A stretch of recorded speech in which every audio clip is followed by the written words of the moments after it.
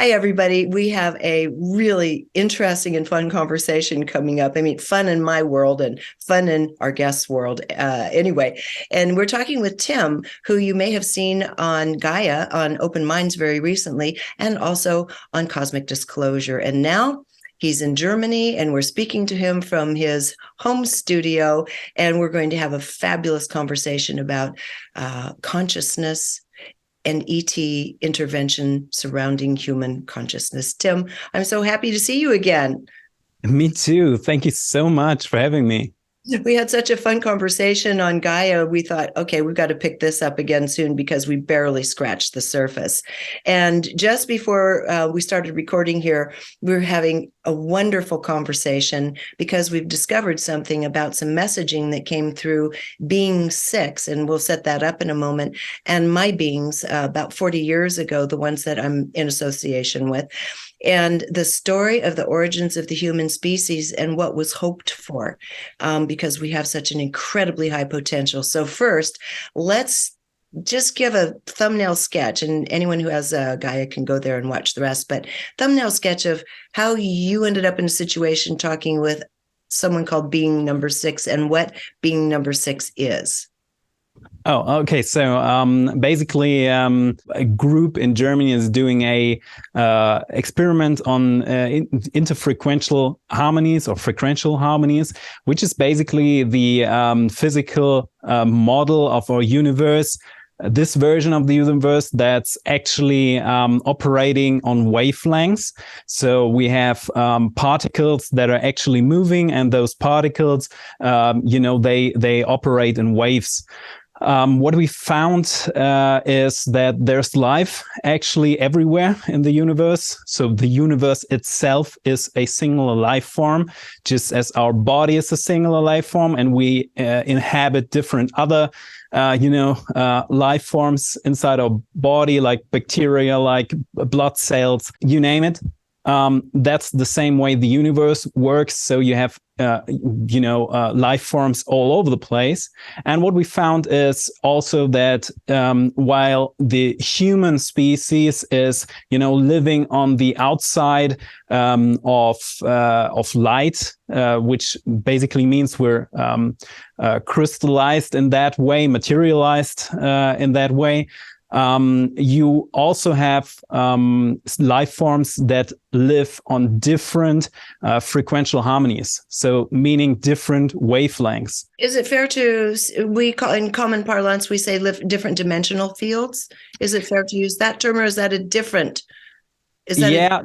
To be very precise, a dimension is a unit where you can measure a position in space. Mm-hmm. So if you have 3 dimensions, you can say, all right, someone is located here or there. A frequency, a wavelength, basically doesn't mean that you necessarily have space at all. So one very popular example that I'm always bringing up is like when you dream, you're actually in a certain frequential harmony, but it's not possible to locate your consciousness at all, because we're always measuring from the outside, from the 3D perspective, from whatever dimension we can fill in, but there's actually no way to locate your consciousness while you're actually dreaming. So that's an interfrequential field. Yes, thank you for clarifying that, because these words are always used interchangeably in common parlance, bantering and New Age concepts in particular. Right. So first, I want to say that we only have your first name because the project you're working on is not publicly known. Nobody's going to be able to do a search and find it on the internet. They probably won't be able to find you on the internet other than Gaia or me. Yeah, so they do find me on Instagram, though. But they can find you on Instagram, and we will get to that because you finally set that up yourself. Right. Otherwise, they're not going to find much. So we're just going on the quality of this knowledge and conversation with a guy named Tim right now. So, okay, so now go ahead and continue with being 6. Yeah, I think the US term for that is an unacknowledged special access program or project. I think that's the term that I've heard many times. And it's, it's pretty. We call it kind of black ops and all sorts of things. Yeah, you got different names for that, and it's pretty, usual on this planet. So a lot of the real stuff is happening behind closed doors, and that shouldn't surprise anybody at all. No. So there's actually a long history to trying to communicate with these kind of interfrequential beings in Germany, because that all started, some time ago in World War II, actually, where they set up some kind of projects in order to what they called the Außengeist, which actually means the mind from outside. So basically, the German scientists at that time, 1942, I guess, was the time span around that. They had this concept of the universe is operating in consciousness even outside our perceptible field. So what they did is they used a lot of high altitude, energy converters and try to connect to that, because they thought that that's gonna, win them the war. Because obviously something that's operating from outside of time and outside, and has a lot of, potential, can influence the outcome of certain events on Earth, and we might talk about that later. And it happened. So there is influence from that side of the universe as well, because everything is connected and everything's happening. Yes, indeed. So you're saying it did happen. It did happen during World War II. There are so many amazing stories when you look at it from a phenomenon point of view that did happen during World War II. Is it a quick story that you could share with us of something they're able to use, or do we need to have another conversation on this? I would say it's a pretty fascinating story. So basically, as far as I'm concerned, I'm obviously entering the story a little later in that timeline, So I don't know if the Germans at that time did actually succeed in setting up that conversation. I don't think so. And I also don't think that being 6, which is an interfrequential higher frequential being, so to speak, would actually interfere with a conflict in a way that it takes position or something, That makes sense. Yeah. So, but what we did learn, and maybe I'm just referring to what's the experimental setup. So the setup itself is you have special isolated boxes, containers, so to speak, where one person, a human or whatever life form can enter. And you isolate this room, and you then use special coils in order to compress the frequencies of reality in one location.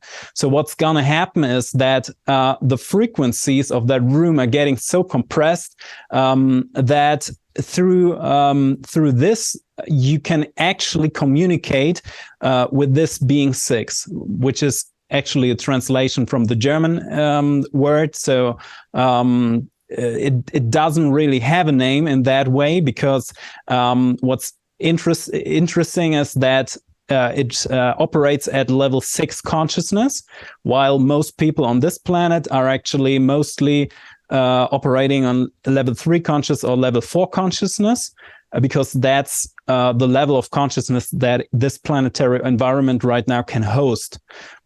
Which means, level 3 consciousness is obviously the material, linear consciousness that a lot of people still believe in, while level 4 consciousness is like an extended version of yourself. You're able to understand that you can do in the universe a lot more than material science actually thinks or talks about. And this is more or less the world of quantum phenomena. That's where you can in the level 3 level 3 consciousness, you can either have 1 or 0 if you want to operate on a technical level. Reality. Yeah. Right. And in a level 4 consciousness, you can have 1 and or 0 and everything in between. So that's basically the difference. And there are already millions of people on this planet who are operating on level 4 consciousness.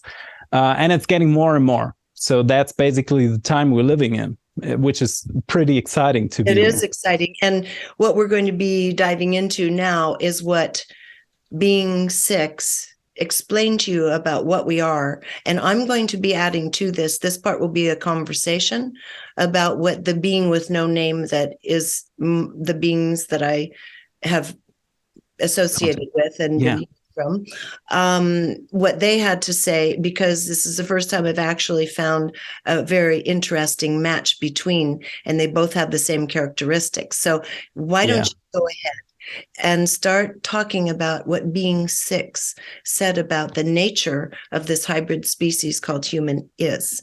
Right. By the way, I really love that fact. We talked about it on Christmas Eve, actually, and I found it super interesting that you found this match. So if you allow me, I'd just like to finish that one story about the interference of being 6 in that time period in Europe. Because I found that very interesting. Because we've asked being 6, did it actually take action in some kind of way to interfere with the with Earth history and with Earth events, basically? And it says it says yes. So we wanted to know what they did, and basically being 6 can only operate with Earth people if there are other ETs that are more invasive and stepping over certain barriers that they probably shouldn't do. So to balance that out, being 6 allows itself to take actions, but they're very subtle. And one thing they did is they said they were responsible for the for the thought of LSD, for the invention of LSD.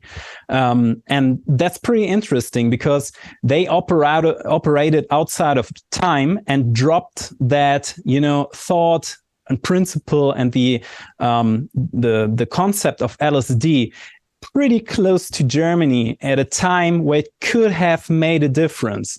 But as you probably know, Dr. Hofmann, who was the scientist, the leading scientist, he put that away. He was observing that, and he totally put it away and forgot about it years later. And that actually started a peace movement in the 70s. So that's one of the interventions. Okay, so was it thought that with the discovery of LSD, that because the Germans and the German military hierarchy, Hitler, were into the underpin, then they were trying to understand and grasp and utilize the unseen forces in order to win the war, that they may have been subject themselves or open to taking LSD so they could expand their consciousness further? 100%. You got that totally right, because LSD actually is designed from outside of this planet in order to bring you into what they called an oceanic awareness of all. And that's basically the frequency where you're not actually able to be in conflict with other aspects of yourself, because you finally realize we are all connected and we are all the singular universal being.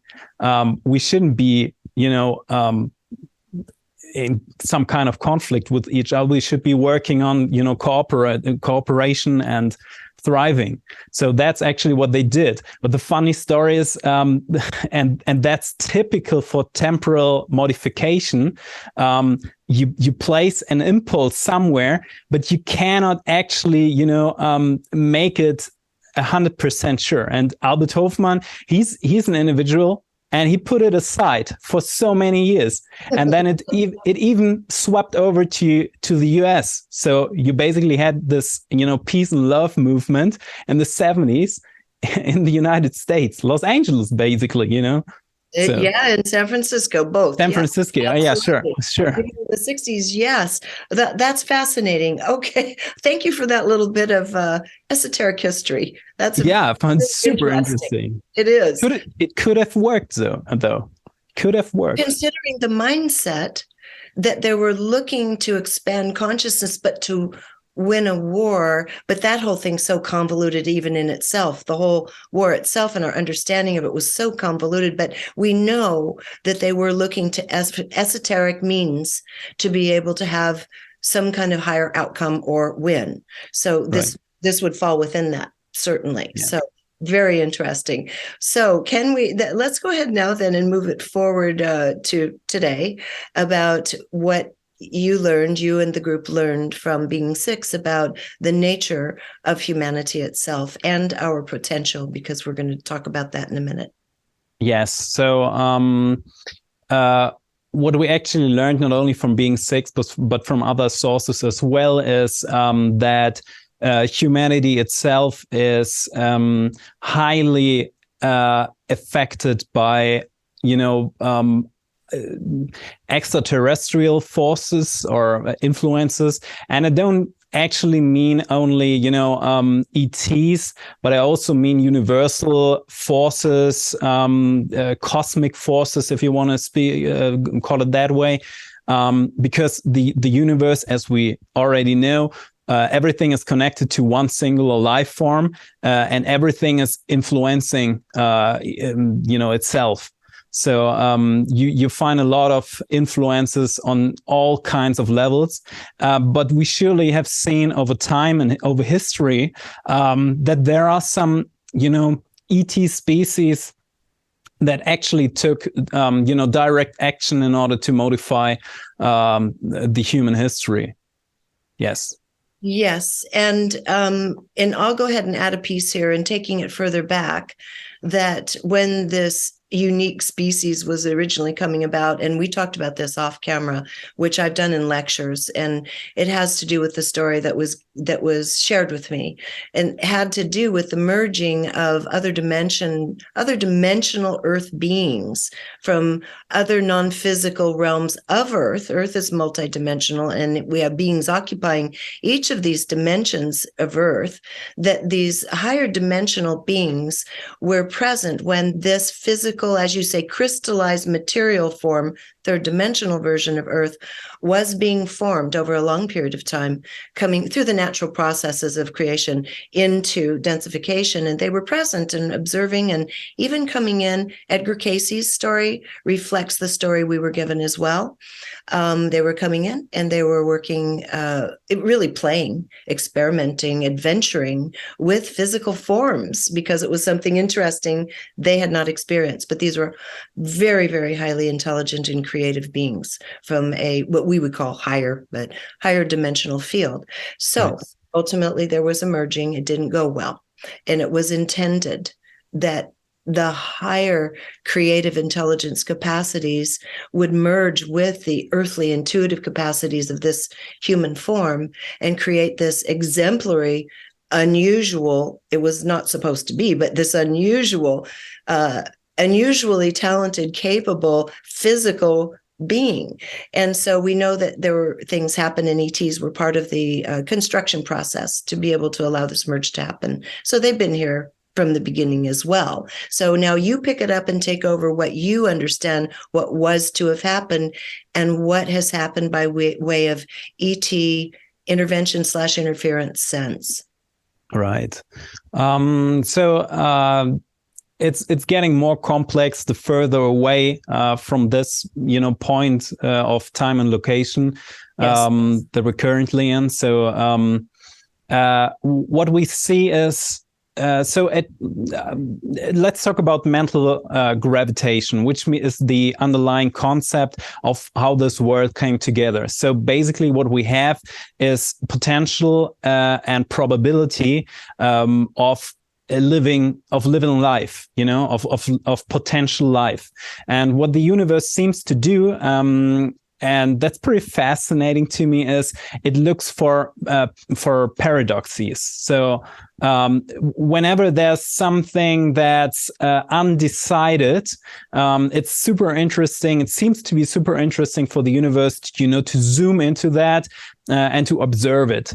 And the most obvious paradox we have in this version of the universe is duality, actually. So it actually comes from the universe wanting to observe itself, so it created a copy of itself. So that is in order to observe and to get feedback from it, and that created this wonderful and very chaotic system of duality where bodies can exist, and individuality and egos and different concepts can exist, but still we're all sharing a specific version of reality, because we're all constantly creating that.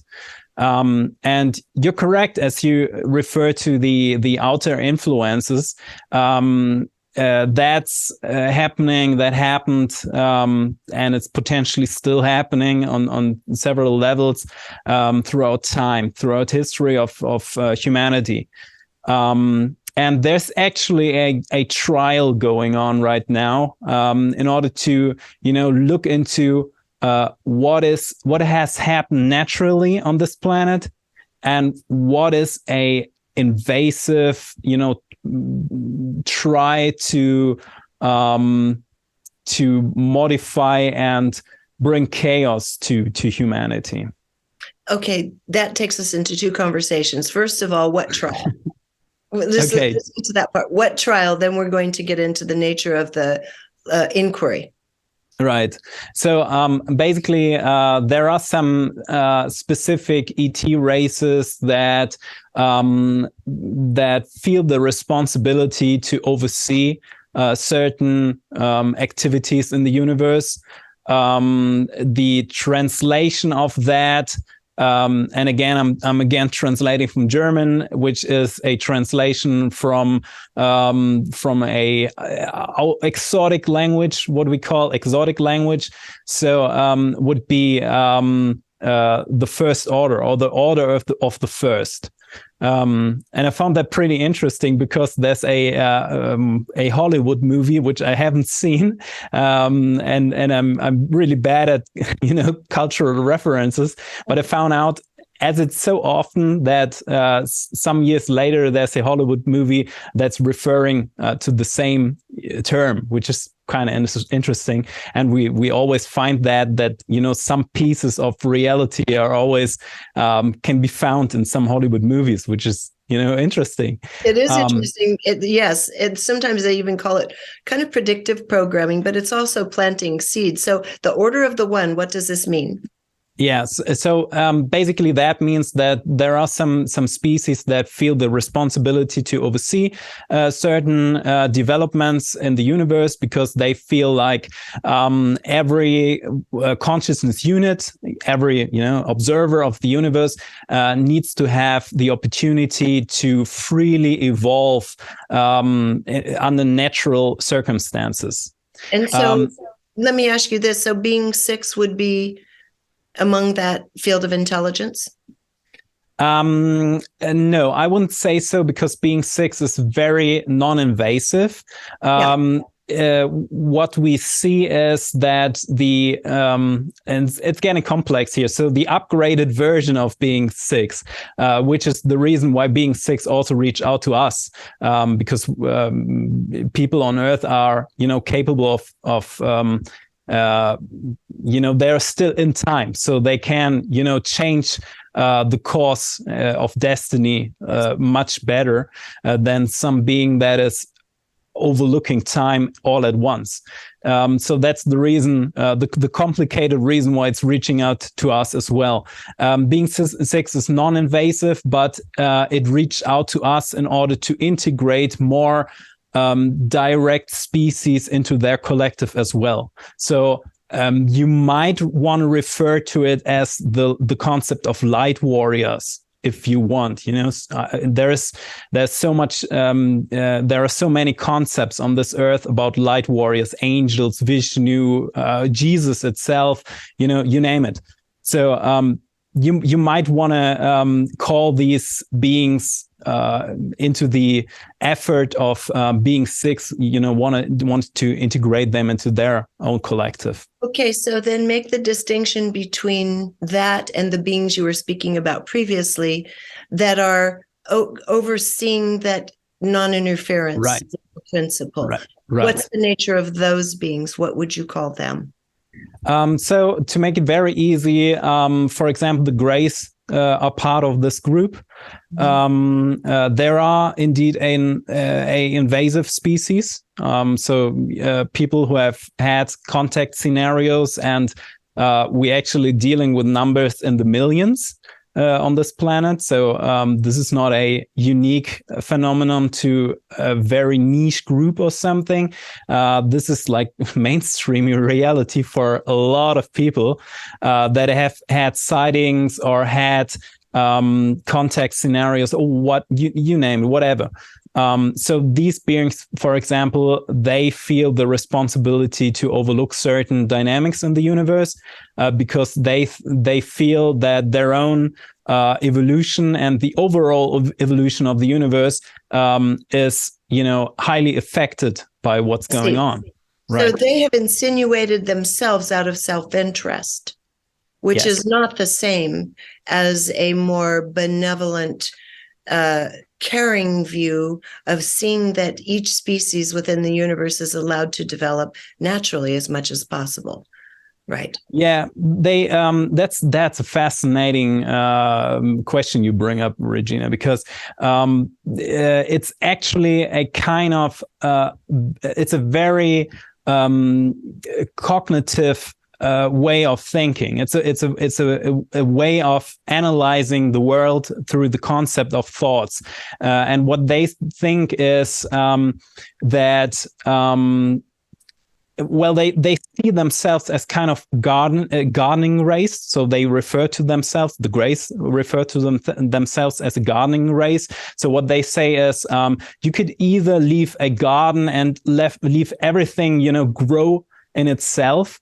And that basically means, Darwin. So the strongest plant might take all the sun from all the others, and some other, smaller flowers can never ever bring itself to flower in because they don't get any sun. So what they feel the responsibility to be the gardening race and bring everything so much in order that all plants have the same possibility in order to grow and to flourish. So that's their idea. Being six they would consider themselves to be providing a service. Yes. Of keeping the order from their perspective. Right. So that's an important point. So that doesn't mean that there are not, opposing forces that have a different perspective. Yes. So it's not a universal perspective. It's basically the perspective, the agenda of one operator in the universe. So being six basically would never interfere in that way, because basically it all depends a little bit on the history of your own evolution. If being six consists a lot of from a lot of a lot of individuals, collectives, planetary civilizations, masters, whatever you want to, whatever you want to call them, but they all kind of have in common that their own evolution was non-conflictuous. So they pretty much, they all agree on the idea that we need to cooperate. We're all the same. We're all one being in the universe. So they don't actually, they have never developed a way to be in conflict with another form of life. Yes. So it's a more matured, based on experience throughout vast expanses of history universally. It's a matured consciousness. yes, it's matured, but it's also helpless in some ways, because the big trouble that being six has, and it wants to evolve too. We all want to evolve, and we need to take certain steps. And being six needs to integrate all the other aspects as well in order to evolve. I hope you're enjoying this video, because if you are, there are dozens more like it on my site, all supported by people like you. So if you'd like to keep this work rolling in and join our community, just click on the Patreon button at reginameredith.com. That also gives you access to insider commentary, my live book club, and other live events with special guests. So join in. Thanks. If we're talking about level 6 consciousness, there are only very, very few.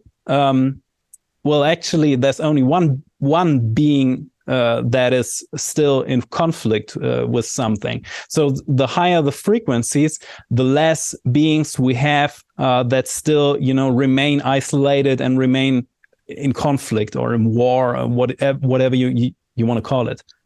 And are you referring to what a lot of people listening to this would guess to be a type of reptilian species that might still be in conflict and isolated? Yeah, so basically, in this time and space where we're situated right now, we have a few more species. We call that a 95-5 ratio of species of beings that are still conflictuous.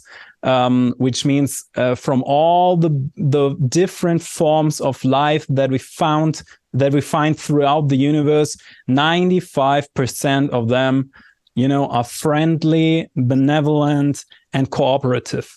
Yes, they might have defensive abilities or skills, but they are all friendly, and there are 5% of beings that are still fall under the category of conflictuous, what we would call self-destabilizing or self-failing, self-destructive behavior. Because that's the result of being in conflict with each other. It's basically you ultimately people will, or these beings will fail.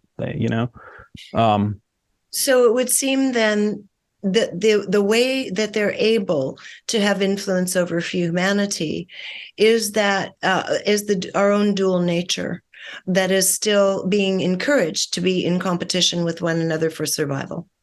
Right. Really, more than anything, creating that kind of division. So right. we have to create a receptive soil in order to take up that influence. And that means we can also reverse it. But let's talk about some of the ways in which we can easily be manipulated and have been and are being manipulated. Common ways that everyone would understand. Now, we know what's happening. We know that we're subject to every kind of manipulation in our perceptions. I mean, there are movies done about it. There's a fabulous new series that has come out called The Capture. I don't know if you've heard of it yet. It streams in America on a service called Peacock, but it is, if anyone has access to it, talk about taking the subject to this incredibly powerful level and messaging about how our perceptions, especially through media, can so easily be manipulated that front is back and back is front. So we know that part, but it's much more subtle than that. And you are into linguistics in particular, and you have studied even using language, the deep, subtle ways in which we're being constantly manipulated and manipulating ourselves and each other. So we can go into language, but at other areas, go ahead and just start on it. Okay. Yeah, sure.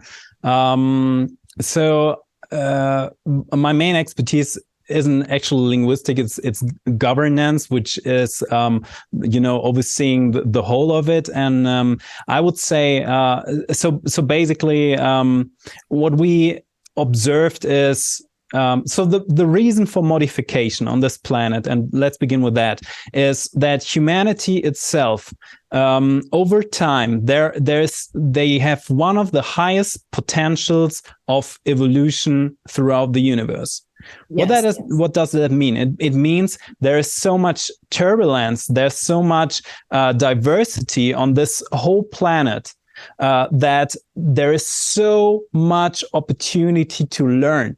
There's so much opportunity to learn, to strive, to evolve, and to get better on things. There's no stagnation at all, because this planet is so dynamic that you can learn and strive and become better and better and better. And that's basically one of the evolutionary potentials of this species, actually.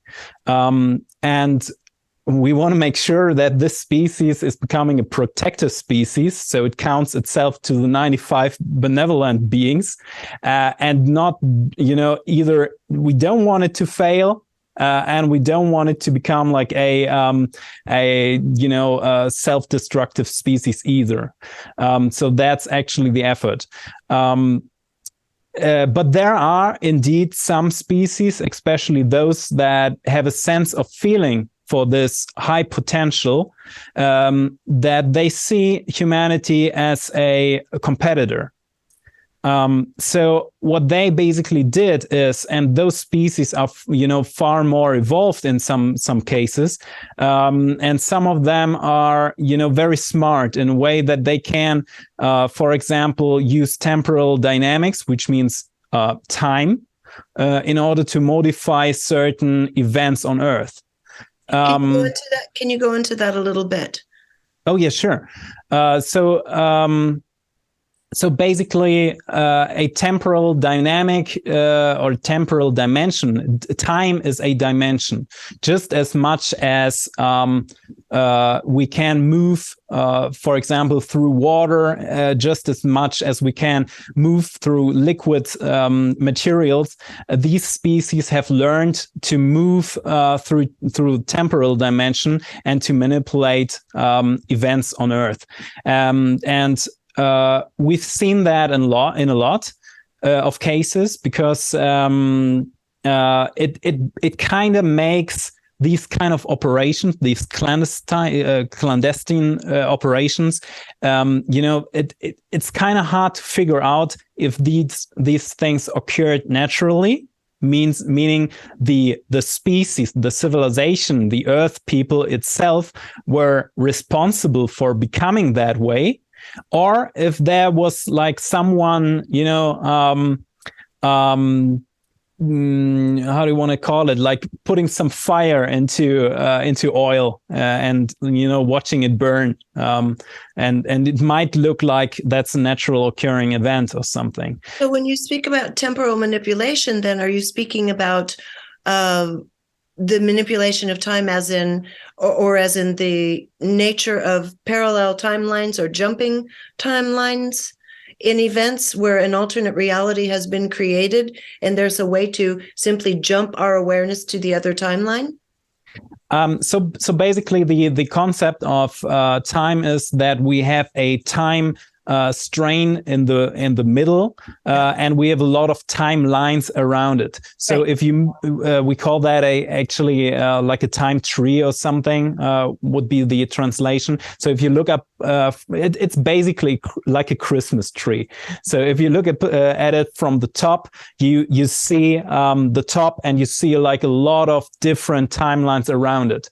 And the universe has this very fascinating feature that some timelines around it, all these kind of fractals, some of them fail, because the further away they get away from the time string in the middle, which is the successful timeline, the vector, the successful vector, the more they get away from that, the easier they, vanish into nothingness.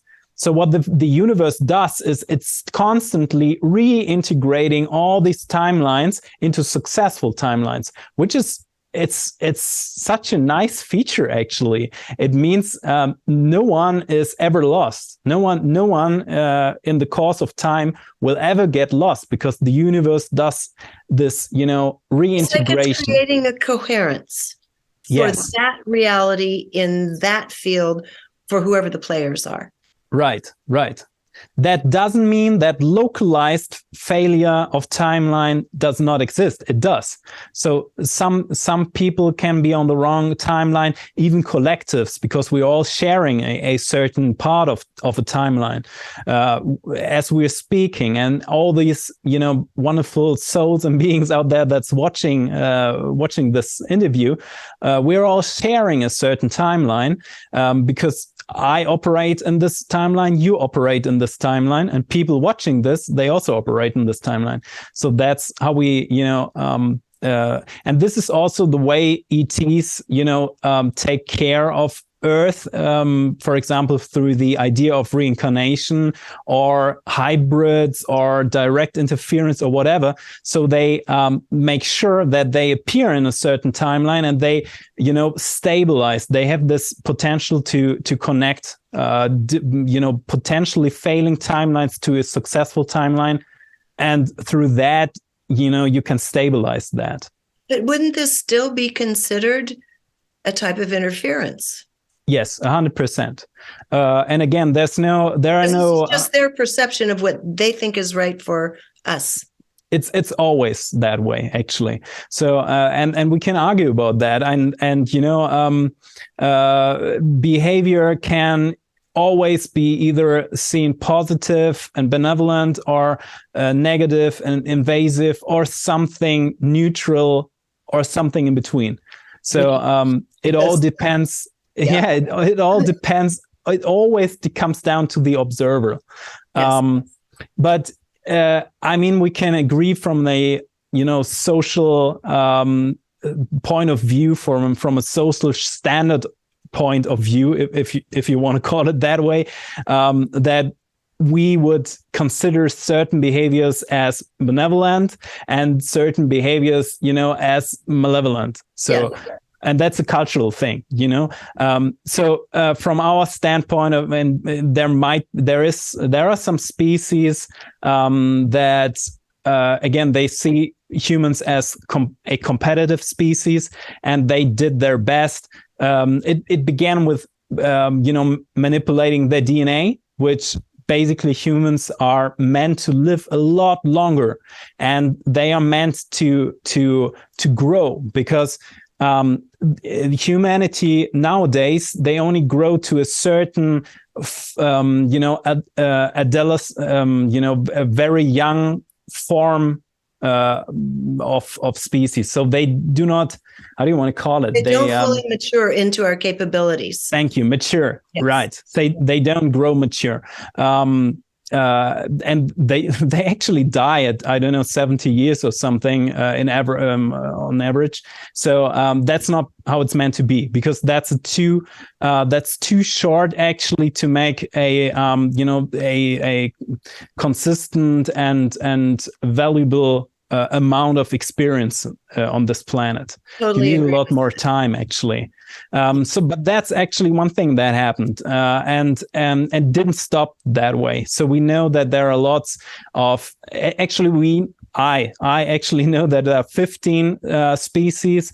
I've also heard from different other people considered with military and special forces and so on, and they were talking about 25 species doing genetic modification and alteration in the DNA and DNA of humans. But it didn't stop there. So what we see is, over the course of history, that there are certain events and certain civilizations that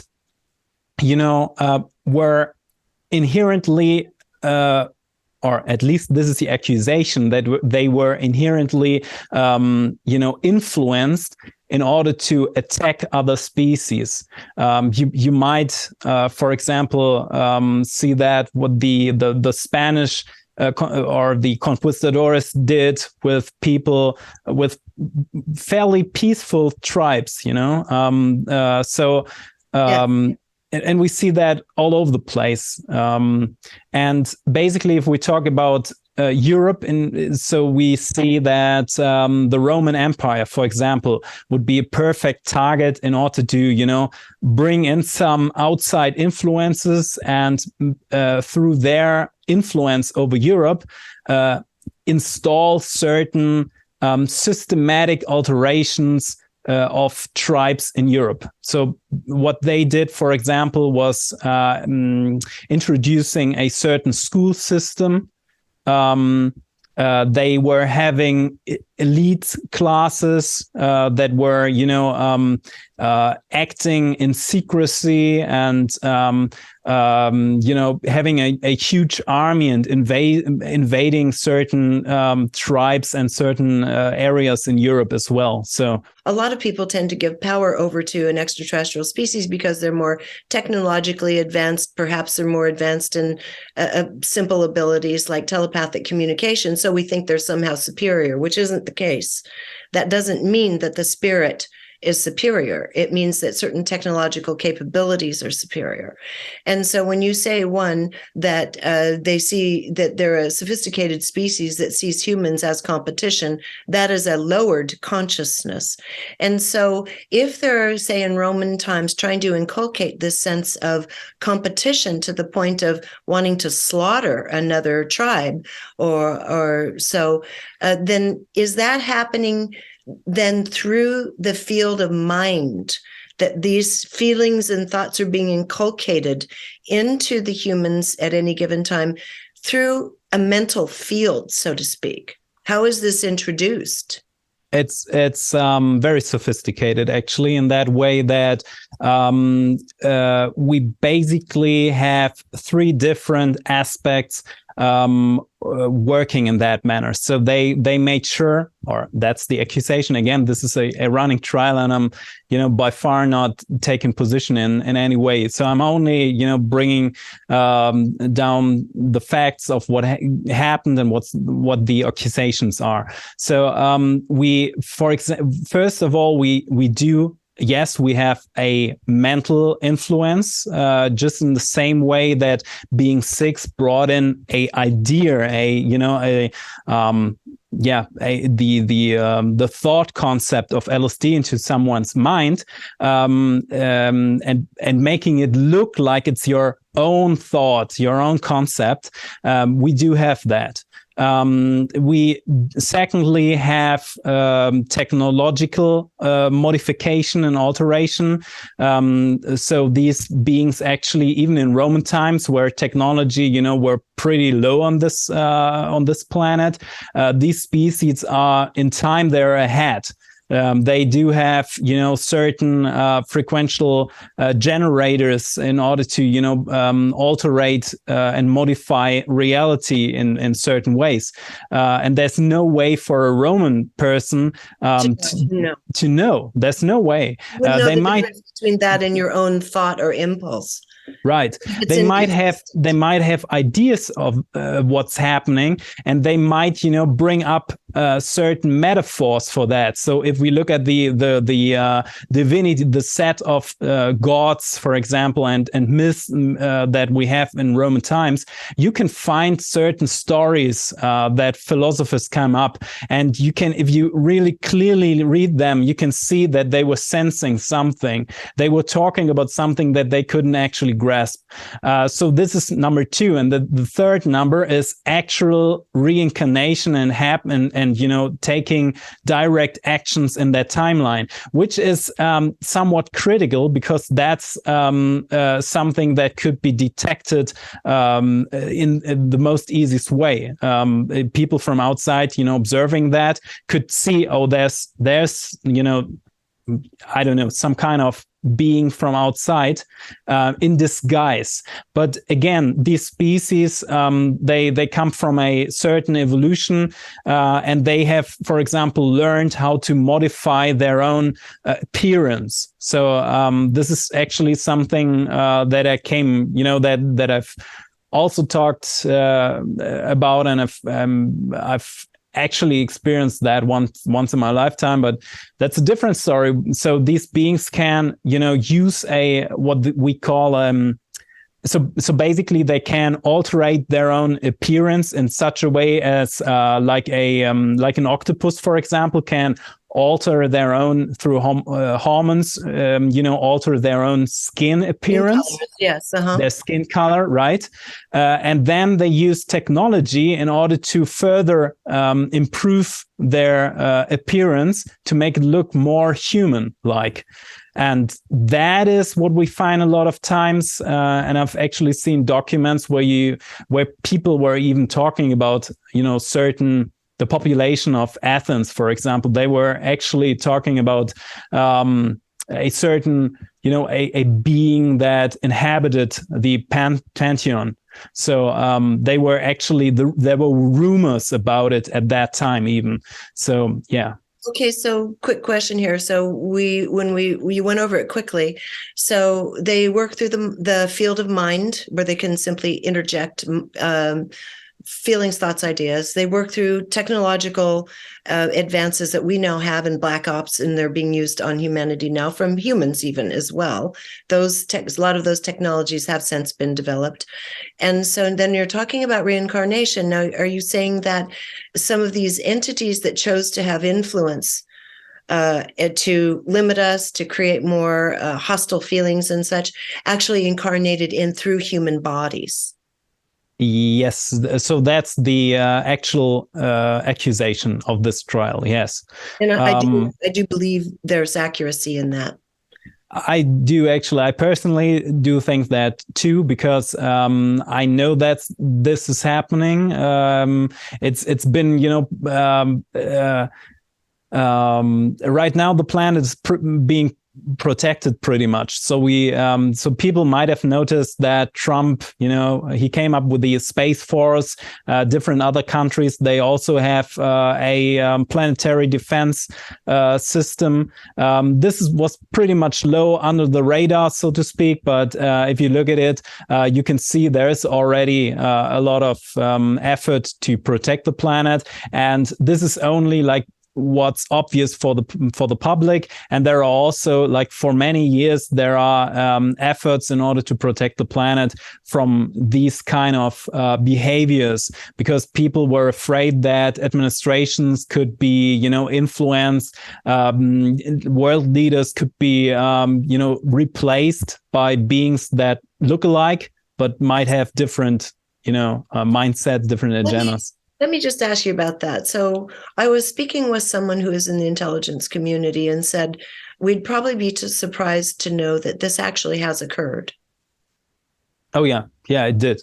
And it probably still does, but it's very, it's more unlikely than ever, actually, because right now we are in a phase of strong modulation of the Earth. And I feel like everyone on Earth is already feeling that things are changing rapidly.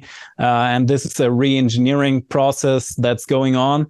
And for that operation, however it turns out, and I want to, make sure that everyone knows that we can influence that through our own decision and through our own powers. And that's why I told them, if you don't have any other thing to do, just sit by yourself, meditate, and say all shifts happening now, and bring it into the free field of reality. Whatever else you can do, it's very appreciated. But yes, it's protected more than ever right now, and it's made pretty hard. It's pretty challenging to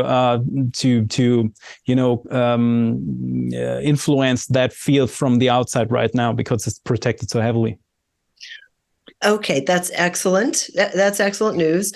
And I think we can feel that, and everyone can feel the changes happening. And we have to remember that Earth herself is a magnificent entity, multidimensional entity with vast intelligence beyond our comprehension. And we are lucky enough to have her as our host and have chosen to incarnate here. But because her own frequencies are changing and are lifting upward in her own development, within this dimension, right? Lifting up, this consciousness is lifting up. The only way we can be here and incarnate here is to keep step with those frequencies, meaning we have to raise our own frequencies. And so let's talk about that for a little bit. I'll tell you, I had an interesting thing happen recently. I sat down to meditate in the FLFE energy field that they have pumped up to 850. It's just a really beautiful field to sit in. And I was sitting in that field, really getting ready to read. And all of a sudden, I felt that feeling come over me. And I thought, okay, get your keyboard. Something's about to happen. And I just started taking notes of what was being shared. And what was shared was the most direct and simple, but just stunning little dissertation on love, the frequency of love and care, simple things that every human being is capable of, and the absolute necessity. And it said at the end, for our survival, for us to begin moving into that space that however we can create it, that we call love as a species, but also the notion of compassion and care, which is part of it. So let's talk from your point of view. You just mentioned one, that you can meditate and do this, but let's talk about other active ways that we shift this game upward in frequencies so we can no longer be at the whim of and manipulated by these other forces who use our own sense of competition and fear and anger to do this. Thank you so much for bringing that up, because I love to speak about it. Because yes, first of all, the systematic modification and changes on this planet make it fairly difficult to strive in a way that people are meant to strive and evolve on this planet, actually. So this is what raises concerns all over the place and makes, Earth a little, it's challenging in that way, but still there are so many ways, to interfere with that field. And we all need to understand that this planet is full of life forms that are supportive. And I actually feel that, on my Instagram, and people are so nice to each other. And I really, really, from my heart, I love that, because the phase we're actually entering, and I want to make that clear. So the planet itself is moving around the sun. The sun itself is not, it's also moving. It's the whole solar system is moving, and we're actually entering a phase or a field that has higher frequencies, higher energetical frequencies. And if people look up, solar flares and the magnetic field and things, they will find proof to that. That's actually happening right now. And with that, we will find that reality will shift by a lot. We always need to understand that we all collectively create our consciousness and our collective consciousness and our reality. So everyone who's meditating, everyone who's bringing on in thoughts, prayers, everyone who's happy, everyone who's enjoying life, doing find your own home is something that I can advise anyone. And once you found your own home, your own space where you're truly from your heart happy, then go and invite people, invite others, don't put it on them, don't force it on them, but, invite them to be an inspiration for them. And that's so important. And if you've only like 5 minutes in your busy schedule or whatever, just beware that you put through your voice, through your consciousness, this awareness you bring into, content and information in that field. Say all shift happily now and mean it. And the more people doing that, and we're not alone. We've never been alone, and there are so many millions of people on this planet that are actually benevolent and part of your tribe, our tribe, my tribe, and we can make an impact. We have a strong impact on that. Absolutely. I mean, as you said, there are millions upon millions of beings who are from, as you say, being six, who each of us have access to, these amazing beings who are really here as to help us if we ask, to as cheerleaders for our own development and and the development of our companionship with the earth, to learn to live in harmony and such. We are surrounded in just a sea of wonderful, helpful beings, aside from what we have in ourselves and our own multidimensional self. So I love what you had to say. Find this beauty in yourself, invite other people into it. I couldn't agree more. And that was very much at the center of this little love transmission that came the other day. And so, what I'd like to do is, because we did not get into some of the linguistics that are very fun to look at and see how this works, and also the notion of mythology, how some of these mythological characters came into being and played this role out, because it really, I think, instantiated duality even more into humanity with these characters. I think that would be another very wonderful conversation to have with you. 100%. We can go on forever. So yes. So basically, all these malevolent, features. We call that the installation, which is the universal term for what's happening systematically on Earth, and it's being removed very slowly, actually, because first of all, it's pretty deep in the DNA of people, literally, and as a metaphor. But it's getting removed, and we can stabilize that. And so one other thing is this beautiful community that you and I have the pleasure to interact with, and I see that a lot since I'm finally online and having these direct messages, which is super interesting for me too. Yeah. This time actually, and that's the reason why this timeline is occurring. We are actually striving forward and to learn and integrate. One, cooperation, and two, trust. These are the two, main characteristics of this time, and so everyone can participate in that. And there are beings that are observing what's happening right now on Earth. They don't appear directly right now yet, because we're slowly approaching a different, a different society, actually. But I can only, they are all waiting for a certain invitation. So if you take the time and, speak it out loudly, and say that you want to invite benevolent forces, benevolent ETs, we always call them ETs, but there are beings, there are people and individuals, aspects of the same life that we all are.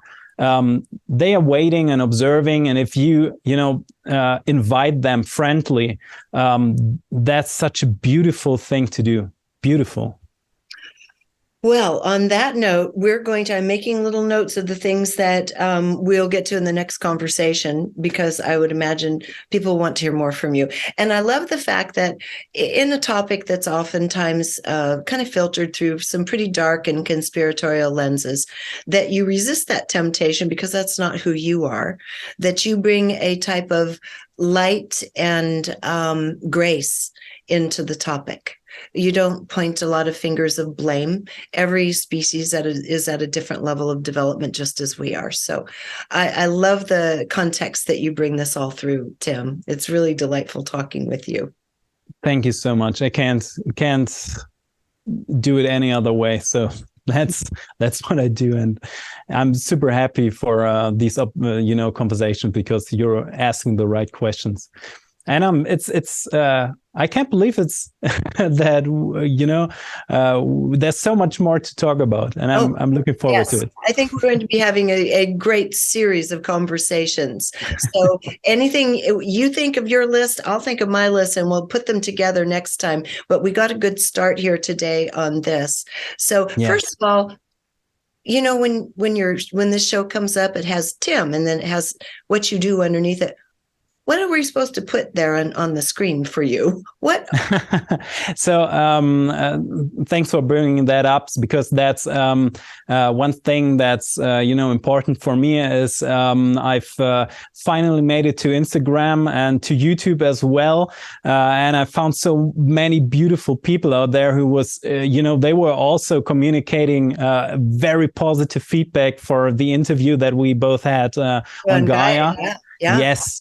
And I do love interacting with them, and it's my my way of my part of cooperation, bringing cooperation into this world, and so they can find me under tim.tactical. It's just like my name here.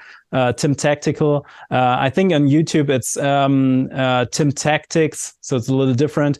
But that's basically how they can find me. And we will keep Tactical. We will keep your surname private. Okay. That's perfect. Thank you very much. What do you call yourself, Tim? I mean, what do you call yourself? Like some people say, well, I'm an ambassador, I'm a writer, I'm an author, I'm a speaker. What do you call yourself?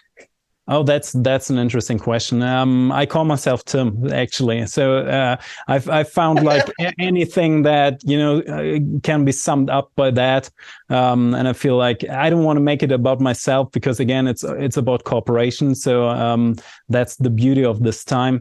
If you're asking about my profession, I'm actually like an expert in governance, which is the way of it's public diplomacy, everything that's has to do with people, individuals, and collectives living together. So that's my my area of my field of profession, if you want to call it. I can call you an expert in public diplomacy. That's fine, right? All right, thank you. Good, we have something. Tim, thank you so much, and I can't wait till our next conversation. I think you're going to get a lot of good feedback from people that are more curious to learn more about all of this. So thank you again for taking the time. Thank you, and thanks to everybody watching. Thank you so much. Yes. Okay, so you can go to Tim Tactical on Instagram to be able to follow some of the things that Tim is coming up with and posting on a day-to-day basis. So he's been kind of quiet and in the dark until now. So now you can find him. And of course, you can always see him on Open Minds at Gaia, and also on Cosmic Disclosure at Gaia. So we will continue this conversation in the near future. Until next time, thank you for joining us here on reginameredith.com. If you enjoyed this video, be sure to subscribe to my YouTube channel. And you might also want to consider joining Patreon, which allows me to keep all of this content free and available to everyone. And if you're looking for like-minded souls, you might also enjoy my online community called Our Neighborhood. Links to join are in the description.